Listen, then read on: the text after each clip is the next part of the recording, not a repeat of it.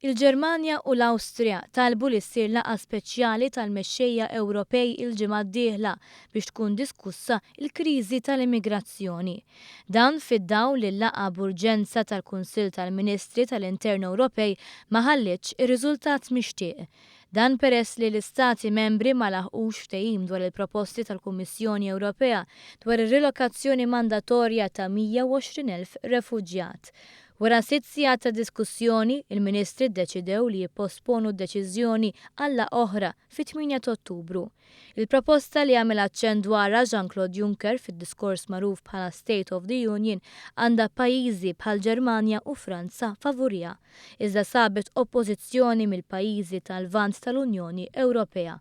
B'mod partikolari l-Ungerija, l-Slovakkja u r-Repubblika Ċeka li ma kinux lesti li jilqgħu iktar immigranti sakemm mhux fuq bażi volontarja. Madankollu tul din il-laqgħa, il-Ministri tal-Intern Ewropej adottaw b'mod formali r-rilokazzjoni ta' 40,000 immigrant mill-Italja u l-Greċja maqbula iktar kmieni dan is-sajf.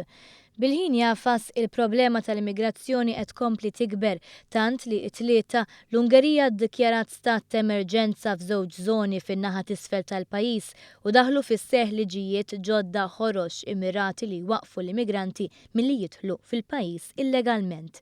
Il-jum ta' tlieta raw ukoll traċedja oħra meta 22 persuna tilfu ħajjithom huma jippruvaw jaqsmu mit-Turkija għall Greċja. Għal b'dawn l-avvenimenti kollha l-Viċi President tal-Kummissjoni Ewropea Federica Mogherini saħqet li l-aħjar mod li bih l-Ewropa tista' tiġġieled lil min qed jitraffika lin-nies hi li jkun hemm mezzi legali għar-refuġjati biex jitilqu minn pajjiżhom, filwaqt li fakret li l-għaqda jew in-nuqqas tagħha se jkollha impatt dirett fuq il-kredibilità u l-effettività tal-Unjoni.